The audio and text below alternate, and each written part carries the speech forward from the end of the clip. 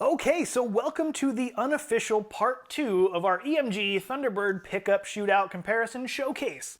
Thanks for clicking on the video in the annotations if you did. Like I alluded to before, this was probably one of the most difficult videos to prep for. It seemed like the universe or God or whatever you want to call it, just luck in general, was working overtime to try to throw me as many curveballs as possible.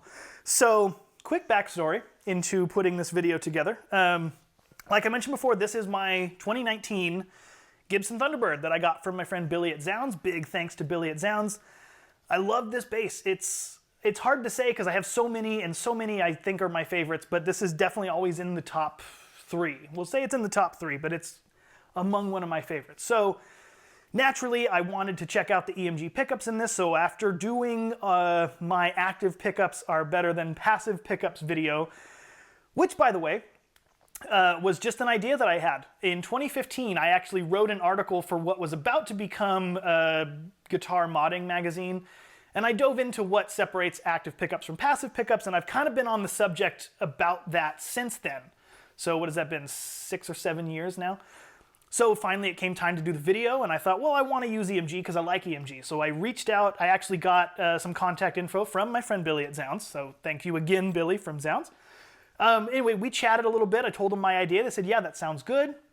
I said, I want the geezer, and we've been over this. So anyway, so they sent the pickups. I did the video. Naturally, they liked the video.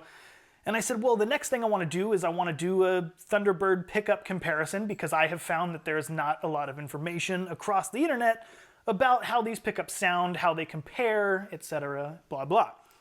So they sent the pickups. The pickups showed up at my house sometime late March of 2021. And they are direct, drop-in, retrofit, no mod required Gibson Thunderbird pickups. And I know that because both Anthony and Tommy asked me multiple times, you don't have the Epiphone, right? You have the, I said, no, I have the Gibson. It's a 2019. Cool. So they show up.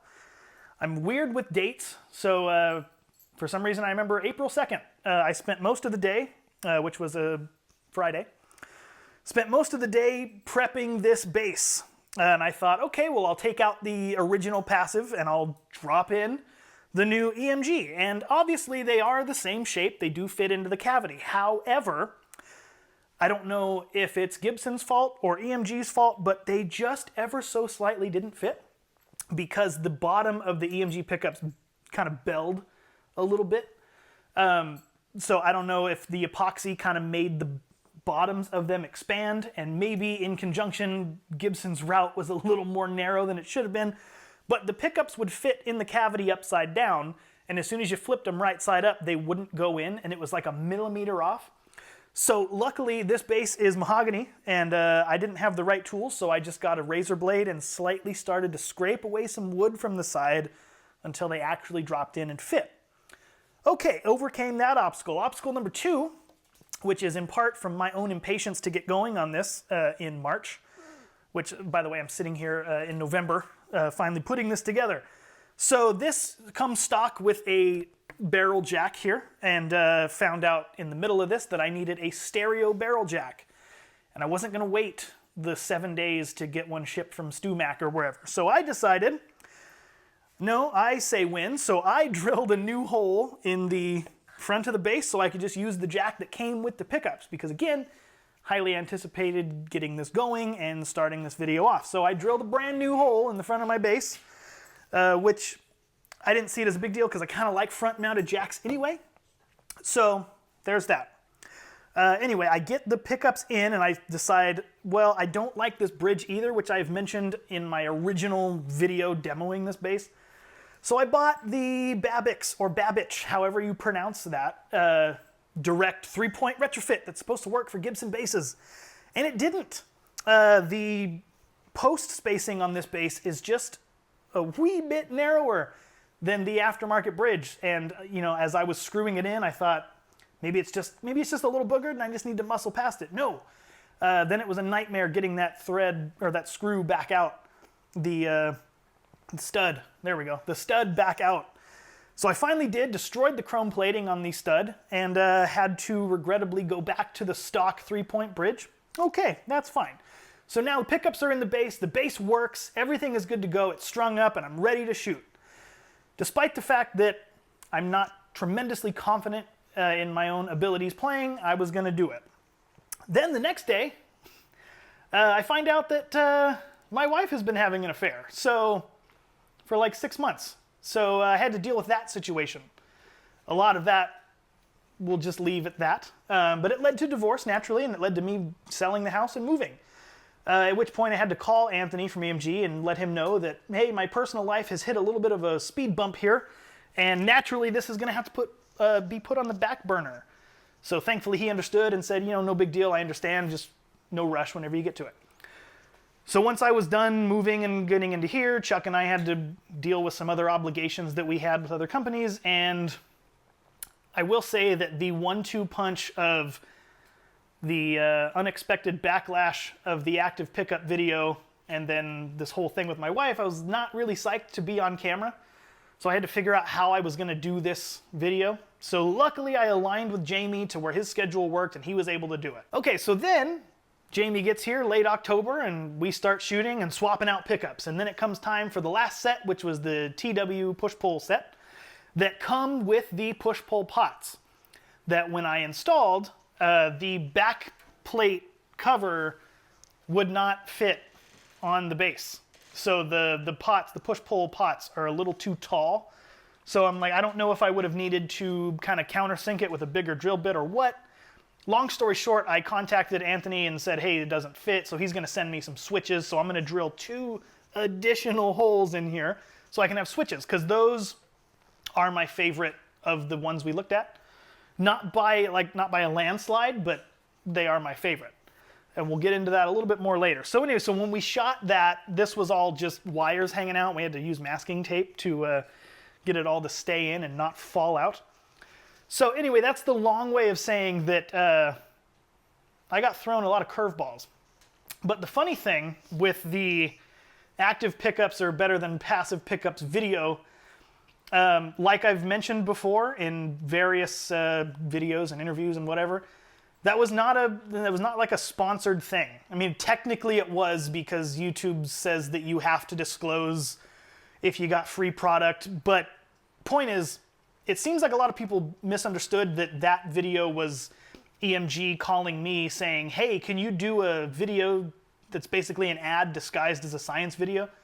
That's not how that went down. That was just me being just a guy saying, I want to make this video, and I wanted to use EMG. If EMG would have turned away and said, no, we're not interested in you, I would have just bought them, because like that's what I like. I've liked EMG for like over a decade, and not to say that I don't like Seymour Duncan or Fishman or whoever else, but EMG just kind of does it for me. I know that if an instrument's not working tonally, I know that I can put a particular EMG in there and I know what it's going to sound like. So anyway, I just like the company.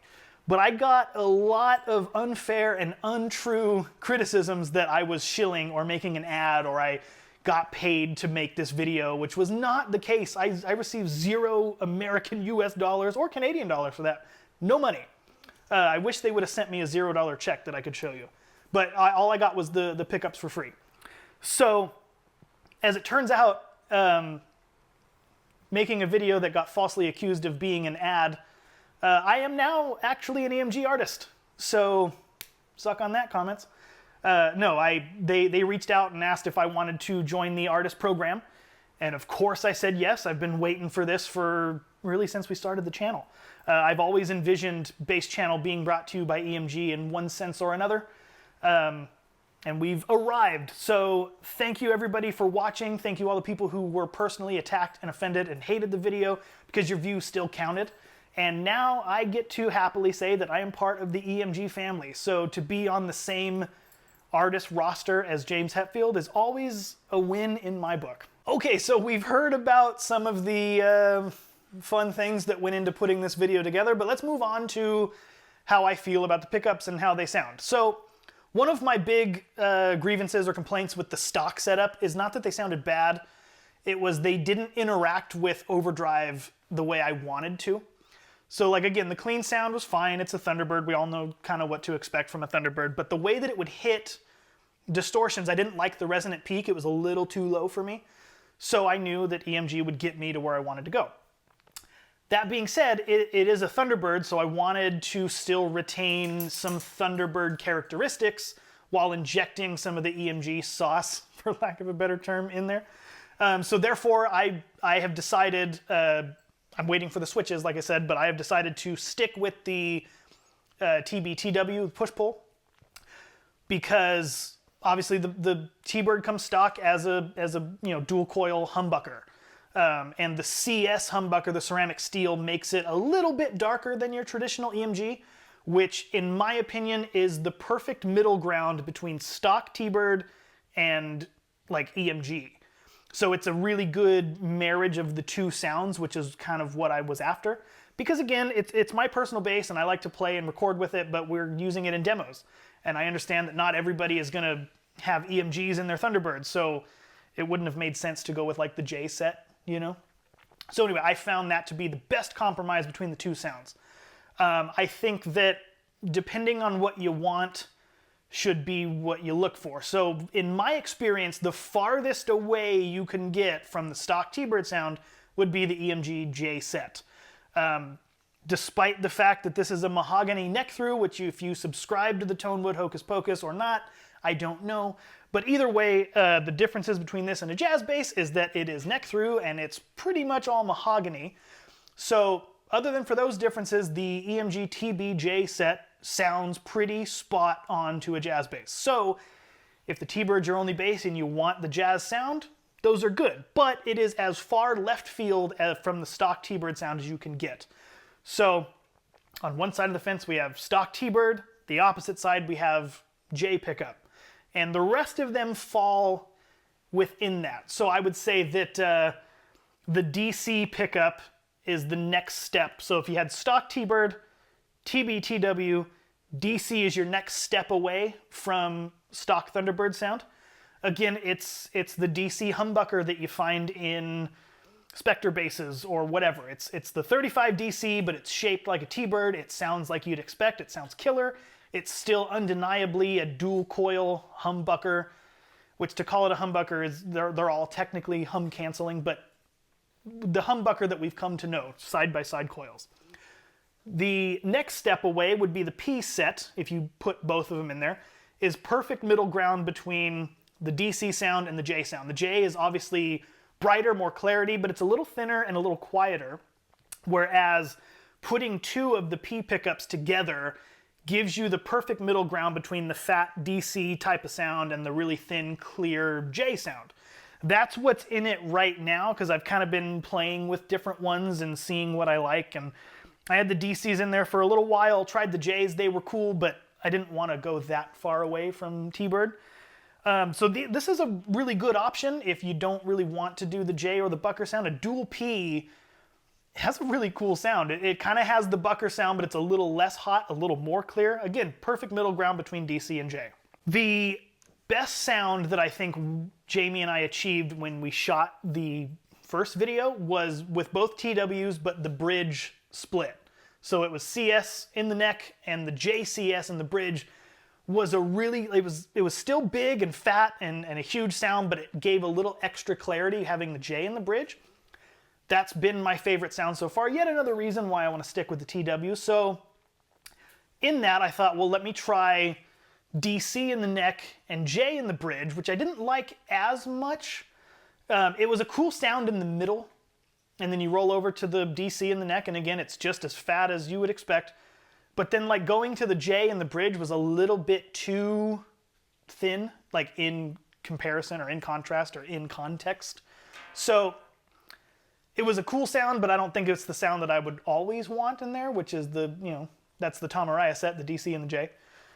I didn't really try the CS-DC, the Dave Ellefson thing, but that seems promising. It seems like it'd be cool.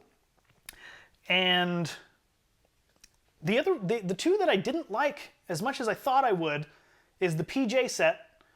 I thought that would be my favorite surefire good to go, and I didn't really like it. It seems like the way that the two pickups interact and everything's at 10 is a little too phase canceled for me. And then also the JDC, which is funny enough, those are the two that we did in the video, and like I don't like that pair that much. But yeah, you get a little too much of the honkiness of the DC in the bridge. So I think DC neck J bridge sounds better than flipped. But either way, I think if you are looking to put EMG pickups in your T-Bird, my first recommendation would be just do both TWs. Maybe look into the switches because your back control cavity cover might not fit. Next up, I would say look into the DC because again, you're getting a good middle ground between what EMG offers and what the Gibson Thunderbird offers. So I would say those would be my first two picks. My third favorite is both P's, and my last favorite is both J's. Again, not because both J's sounded bad, it's just the farthest away from Thunderbird that you can get. So anyway, I hope you found that informative, hope you found that entertaining. Thank you for letting me just riff and vent and tell you the transparent, honest truth about the last 8 months of my life. And I think it paid off because the bass sounds awesome and tan line's going away. So until next time, I am Chris from the Bass Channel, and we will see you next time.